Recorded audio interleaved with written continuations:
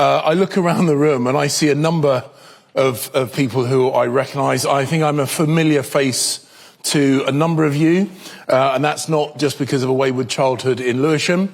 A number of you I have met, or you will have met me when I previously served on the Metropolitan Police Authority during my time in London government, and you will know that those of you who have worked with me before, you will know the importance that I place on effective operational policing and on the effective oversight and leadership through the Police and Crime Commissioners. So it is a genuine pleasure to be here addressing you so early in my tenure. This is not the speech I was expecting to give today.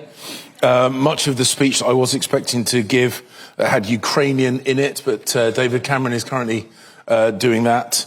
But this is a real pleasure. You will also perhaps know that I was chair of the London Fire and Emergency Planning Authority. So for those in the room who are involved in the fire service around the country, the police, crime and fire commissioners, thank you to the work that you do. Because the challenge never gets easier. It evolves and it gets harder, and that is why we need to work effectively together. And together is the key. That's the thing that I really wanted to put across in my short words to you today. We have a duty to the British people to work constructively, together, for their benefit. And I want you to know that it is as much as it is possible to have an open door policy when you are the Home Secretary, I want you to feel that you can speak with me and my team at the Foreign Office.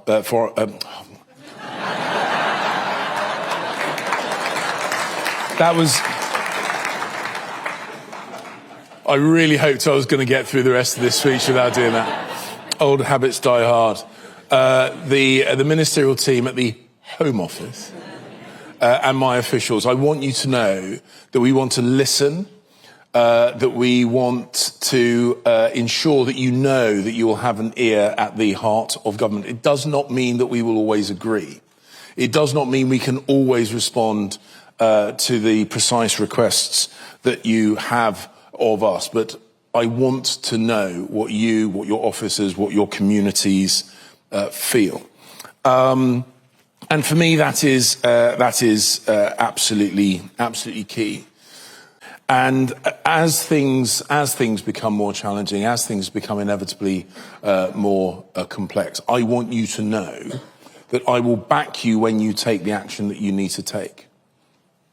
Of course, I will push you, I will cajole you, I will demand of you excellence in performance at every stage. Because I know that that's very much the attitude you will want to apply to yourselves and your forces. But I also want you to know that I will back you when you do the right thing. And I want you to know that I will be critical if I think you need to be critical, but I will always attempt to do so professionally, calmly, directly, so that we always maintain that professional working relationship. And I think you can have a relationship that has challenge and demands excellence and professionalism without having to be in a relationship of conflict. The two are not inextricably linked. And that is why you will know, for those of you who have worked with me before, my instinct is always to praise in public, to criticise in private.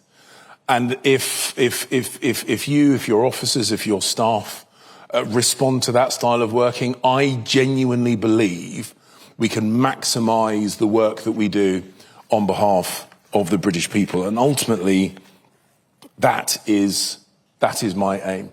That is my aim.